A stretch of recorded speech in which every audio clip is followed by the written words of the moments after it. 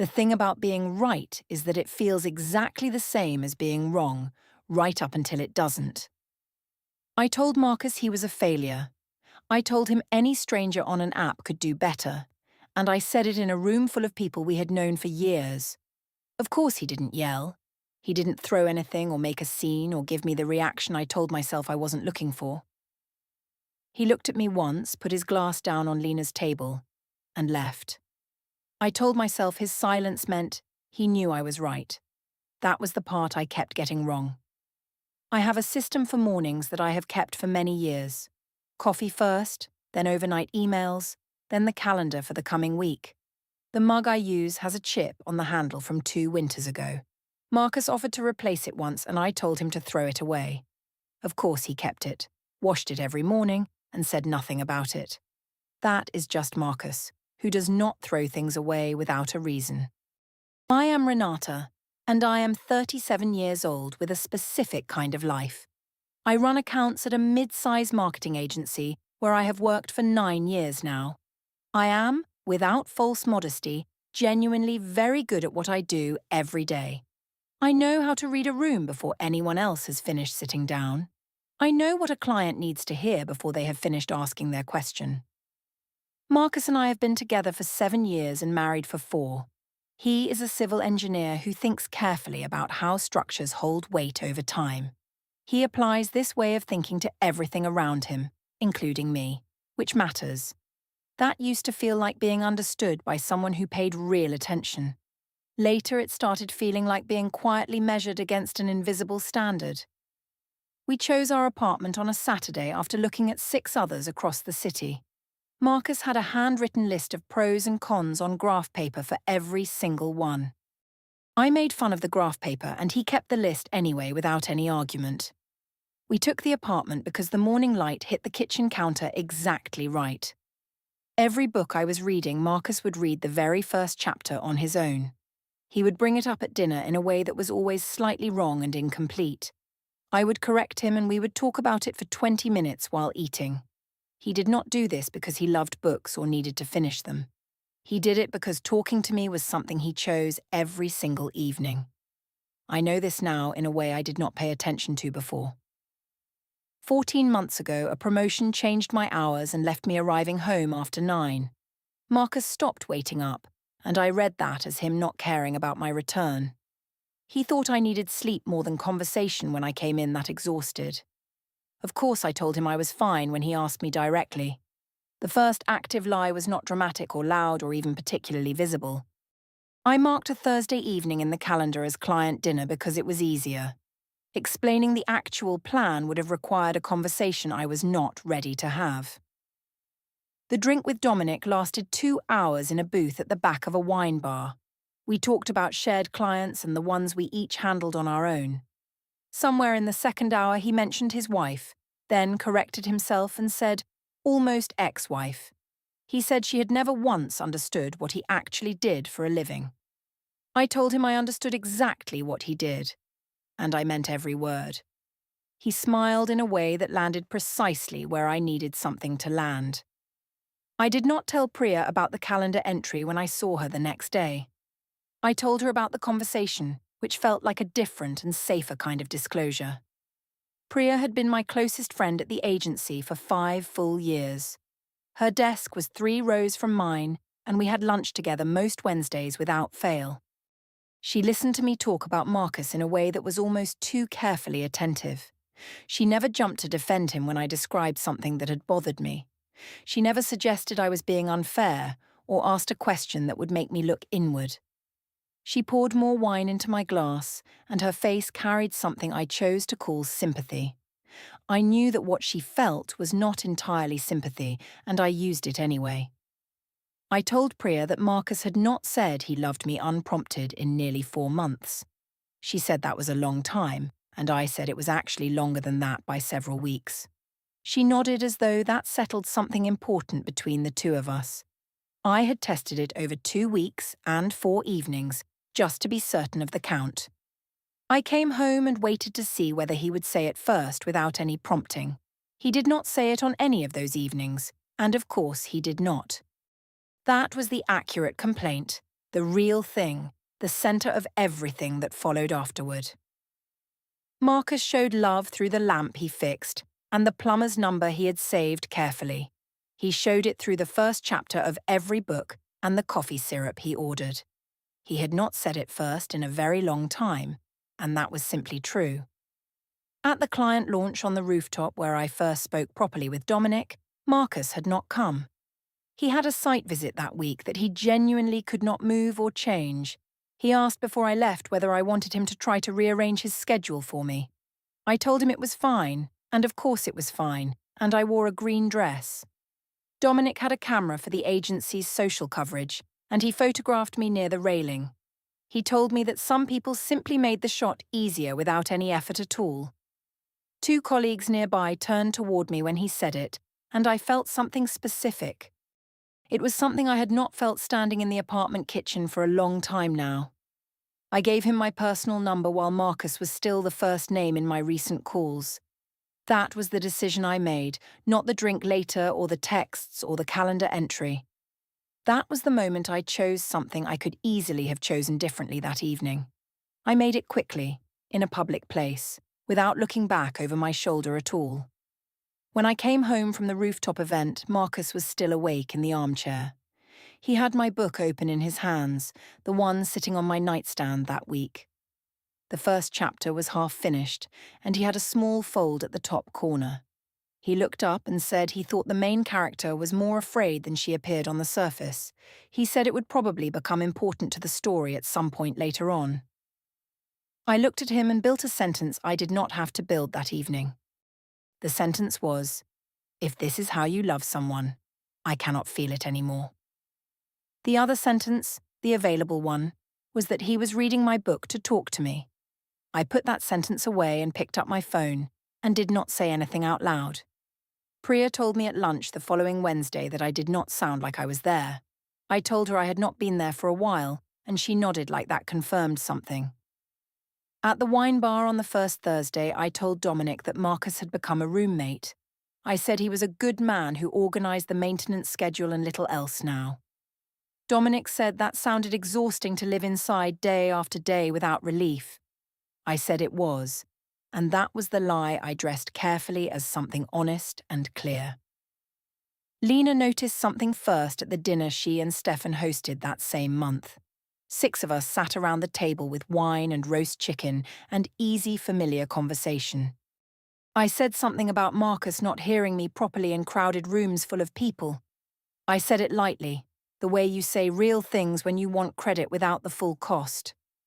Stefan glanced at Marcus and Marcus put his fork down and then picked it back up. Lena looked at me for a half-second too long with an expression that was not warmth. Of course I noticed, and of course I decided it meant nothing important at all. Marcus found me in the hallway between the bedroom and the bathroom that same night. He asked quietly whether something had changed between us in the past several months together. He named the promotion and the hours without making it sound like an accusation at all. He asked if he had misread what she needed during this particular stretch of time. That was him trying, which was also him applying his engineering mind to a human problem. I heard him making my feelings into a logistics issue with variables to identify and correct. I used his flaw like a tool by telling him I needed him to notice things first. I said I needed him to see something before it became an item waiting on a list. He said he was trying to notice things by asking me directly about them tonight. I said that asking was the problem, and I went to bed before he could respond. 2 weeks later, I marked the calendar client call and met Dominic on another Thursday. The dinner party happened on a Friday evening in November at Lena's apartment. Lena and Stefan's place was the kind of home where everything had been chosen with real care. The plates matched and the candles on the table were the right height for conversation. There were 8 of us seated together and the playlist moved between noticed and background all evening. Marcus and I arrived together and he held the door open without being asked. He had a bottle of wine in one hand and his coat folded over his other arm. He looked, as he almost always looked in a room full of people he liked, completely at ease. That ease had been one of the things I loved about him in the early years. It was also, by this particular evening, the thing that made me angriest about him. His comfort was evidence to me that he was simply not paying close enough attention. I had a glass of wine before the first course was even placed on the table. I had a second glass before anyone else around me had finished their first one. Dominic texted during the salad course, and I looked at my phone under the edge of the table. Having that thread open in my hand while Marcus talked with Stefan made the room feel smaller. It made my choices feel larger and more significant than they had felt all week. Marcus and Stefan were talking about structural work in old buildings and how weight shifted over time.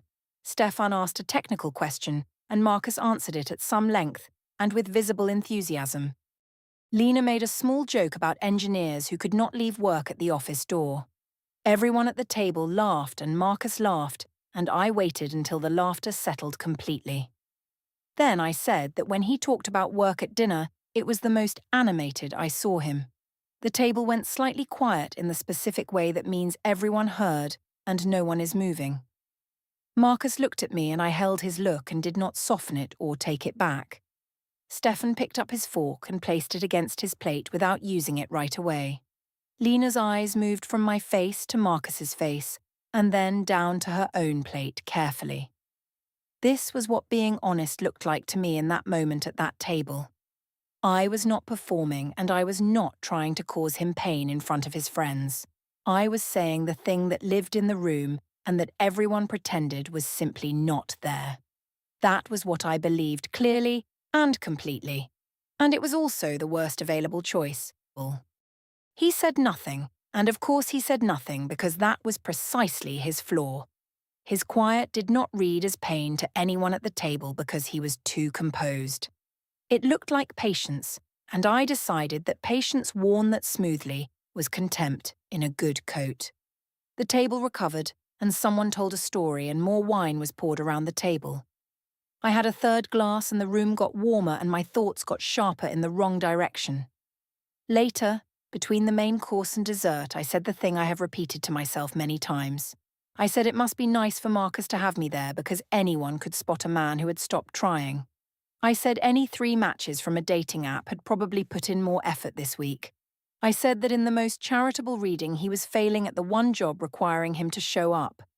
I said it with a small laugh that made the cruelty look like nothing more than directness. 2 people at the table did not laugh, and Lena set her glass down on the table carefully. Stefan looked at Marcus, and the look between them carried something I was not supposed to see.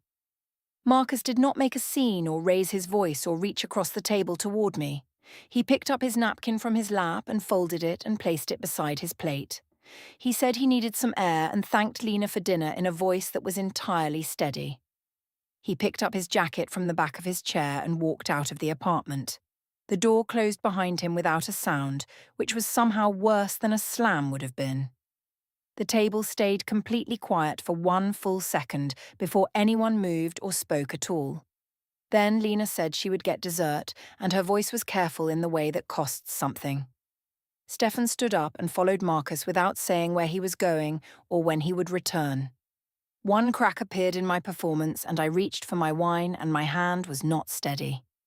I noticed my hand, and I put the glass down and pressed my palm flat against the table. I held it there until the steadiness came back, and nobody at the table saw me do it. The chipped mug appeared in my thoughts at that exact moment for no clear reason I could name. The chip on the handle and the fact that he had washed it that same morning before leaving. The door opened for 1 second, and I saw what I had just done without the word honesty covering it. I had needed witnesses, and I had used the one man who had never once done this to me. I saw it the way you see something in your peripheral vision that you already know is there. Then I picked up my wine and turned to the woman across from me and kept talking. I told her that marriages had honest phases, and she would understand when she had been in one longer. The door closed, and I did not open it again for the rest of that evening. Lena came back with dessert and set the plates down without looking at me with any warmth. Stefan returned 20 minutes later and sat down and told the table that Marcus had taken a car home. He said it in a neutral voice and poured wine for the person beside him and not for me. My phone lit up on the table beside my glass, and Dominic's name was on the screen. I read his message under the tablecloth with my thumb and typed back without looking down. Marcus came home from Dev's apartment on a Tuesday evening at 7. I was in the kitchen with my laptop open and Dominic on speaker beside me. I was looking at campaign notes, which was the story I told myself about the call. That was the lie I used to make the choice feel smaller than it actually was. Marcus came through the door and I picked up the phone and switched the speaker off immediately.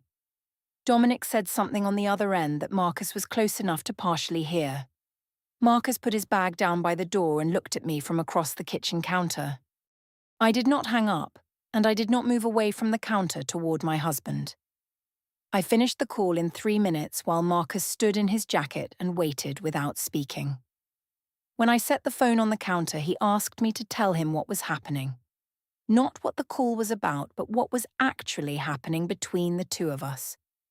He asked what was happening with this person whose voice had been in our kitchen just now. He asked whether I understood what I was doing to the version of us still standing. This was the open door, and I had the question handed to me directly and clearly. I chose to walk through a different door entirely, and I did it without hesitating very long. I said that he had not told me he loved me without being asked in 11 months. I said I had asked, and I had named it, and I had said it in this hallway before. I had said it in the car 3 months ago on the way back from Dev's house. I had told him I needed him to choose it first and say it first without prompting. 11 months, and he had not done it once without me creating the specific conditions for it. He stood there, and he could not answer it, and I used that silence as my justification. That silence became the architecture holding up every choice I had made for months now. Then he said he was sorry and that he had failed me in a specific and real way. He said he had loved her in the language available to him instead of learning hers properly. He said he understood that now and he was telling her clearly and without any condition. He said he loved her and had loved her for 7 years and was choosing her right now. He said it while standing in his jacket in our kitchen without being asked to say anything. I heard it as strategy, and I heard it as performance, and I heard it as pressure responding. I told him that love said under duress was not love in any form that counted. I told him he was saying the right thing only because I had proved it could be demanded.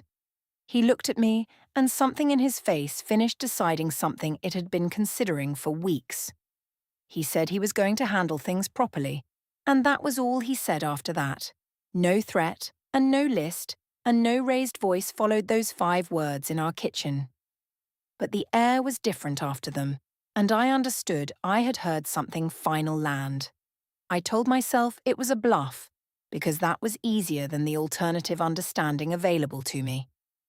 I called Priya, and she answered and said she had a work call in 4 minutes.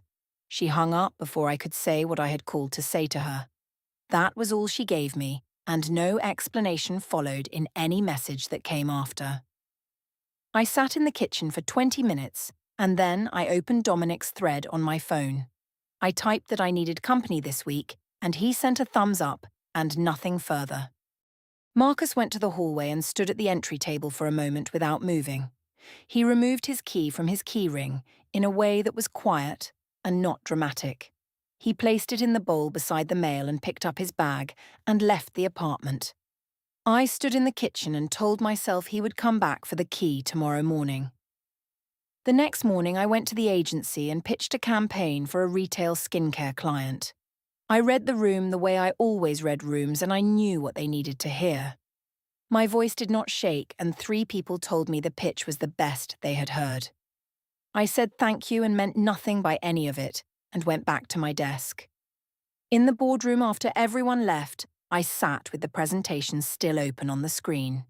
The campaign tagline I had written was still there in large letters on the final slide. It said the right thing at the right time to the right person in clean font. I had written it for a skincare brief, and I sat there and looked at it for too long. Then I closed the laptop and walked back to my desk without stopping at Priya's row. The near clarity moment came that evening when I was unpacking a box of kitchen things at home. I found the chipped mug wrapped in a dish towel at the bottom of a grocery bag. Marcus had washed it and left it on the counter before he took his key off the ring. I held it in both hands and had the thought arrive before I could stop it from coming. He had kept washing this mug for 3 years after I told him to throw it away. Not because he forgot and not because he was stubborn about small and unimportant domestic objects. Because it was mine and so he washed it and put it back where I could find it. The door opened wide and I stood there with the mug, and I almost said it out loud. I almost said that his steadiness was not indifference but the specific language he used for love. I almost said that I had been punishing him for not speaking the language I had never taught him. The door was open for longer this time than it had been at the dinner party that night. Then I put the mug in the cabinet and picked up my phone and opened Dominic's thread. He had not replied to the message from the night before, and it was already past 6. I told myself he was busy and that this was fine, and that of course I was fine. I closed the thread and made coffee in a different mug and did not look at the cabinet. Marcus came back to the apartment on a Thursday evening without calling first.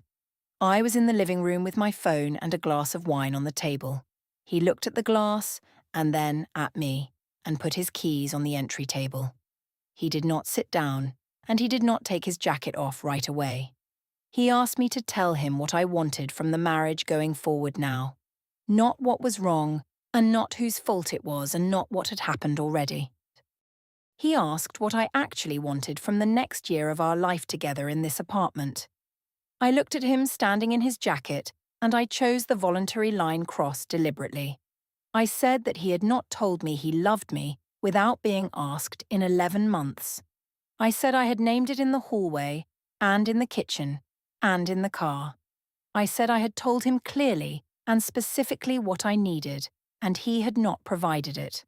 I said 11 months was not a small oversight, or a busy period, or a temporary distance. He stood there, and he could not answer it, and the silence confirmed everything I needed confirmed. Then he said he was sorry, and that he had failed me in a real and specific way. He said he had shown love in the only language available to him, instead of learning mine. He said he understood now and wanted to say it clearly without being asked to say it. He said he loved her, and had loved her for 7 years, and was choosing her now. He said it standing in the kitchen in his jacket without any prompting from me at all. I heard strategy, and I heard pressure responding, and I heard a man cornered into the right words. I told him that love produced under pressure was not love in any form that mattered. I told him he was performing the correct response because I had proved it could be extracted. Something in his face changed in a way I had not seen across 7 years together. It did not look like anger, and it did not look like sadness, and it was not defeat. It looked like a decision that had finished being made somewhere private before this conversation started. He said he was going to handle things properly, and those were the last real words he offered. No raised voice followed, and no threat followed, and no list of grievances came after. 5 words, and then the kitchen was a different room than it had been before them. I told myself it was a bluff because the alternative required me to understand something true. I called Priya from the hallway while Marcus was still standing in the kitchen behind me. She answered and said she had a work call beginning in 4 minutes exactly. She hung up before I finished the first sentence of what I had called to tell her. No explanation came in any message that followed, and no callback came that evening. I stood in the hallway with the phone in my hand, and the silence was specific and exact. It was not the silence of a person who was busy or distracted or running behind. It was the silence of a person who had already made a quiet decision about her position. I opened Dominic's thread and typed that I needed to see him this week if possible. He sent a thumbs up at 9:43 and nothing further arrived before I went to bed. Marcus moved through the apartment with a purpose I had not seen him carry before this week. He was not angry, and he was not loud, and he was not performing any kind of pain. He was organized in the specific way he became organized when a problem required a real solution. He went to the desk in the second bedroom and opened the filing cabinet without saying anything. He removed a folder and placed it in the bag he had brought back with him that evening. He checked the bag twice the way he checked everything twice before considering it properly done. Then he went to the hallway and stood at the entry table for a longer moment than usual. He lifted his key from the ring with one hand and placed it in the bowl carefully. The small sound it made landing in the bowl was the quietest sound in the apartment that night. He picked up his bag and walked to the door, and I followed him from the living room.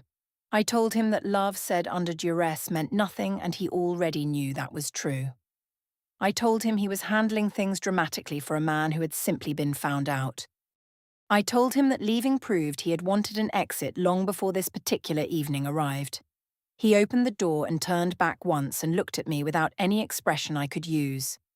He said he would be in touch through the appropriate channel, and that was entirely all. The door closed behind him, and the apartment was quieter than it had been in months. I stood in the hallway and looked at the entry table and the bowl with his key inside. I picked the key up and held it, and then placed it back exactly where he had left it. I went to the kitchen, and the chipped mug was on the counter where I had left it.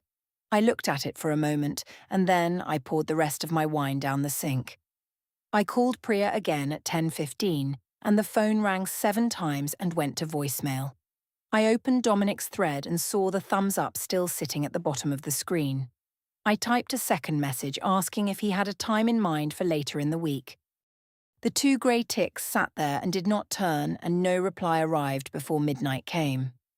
I put the phone face down on the counter beside the chipped mug and looked at the wall. The apartment was mine and quiet, and exactly the way I had told myself I needed it to be. Of course it was fine, and of course I was fine, and of course this was all fine. The mediation office was on the 3rd floor of a building near the courthouse. The room had beige chairs and a glass table, and one carefully placed tissue box. Clara Benson introduced herself, and Marcus was already seated when I arrived there. Dev sat beside him, not as a representative, just as a person who had chosen to come. Clara placed a document in front of me without any particular ceremony or explanation first. It was a petition for dissolution of marriage with a motion for temporary orders attached. The petition covered the apartment and the joint accounts and a monitored communication requirement going forward. The first hearing was set for the 14th of the following month at 9 in the morning. I looked at Marcus's full name beside mine and hated how calm the paper made us look. Clara went through the evidence packet, and nothing in it was new to me at all. The dinner party screenshot was there with 3 direct quotes from me that evening time-stamped. Lena's written account was dated 2 days after the party, and Stefan's matched it exactly. The Dominic call history showed pattern and duration pulled from our joint account phone plan. The calendar entries were printed and labelled and placed in chronological order without commentary. 3 months of client dinner and client calls sitting in a column on a single page. Nothing was a surprise, and that was the part that made the room feel very small. I told Clara that one incident and private messages did not constitute the pattern described here. I used the word honesty twice, and both times it landed with less weight than before. Clara asked why I had used joint accounts and worn his ring through all of this. I had no answer that sounded clean enough to say out loud in that room.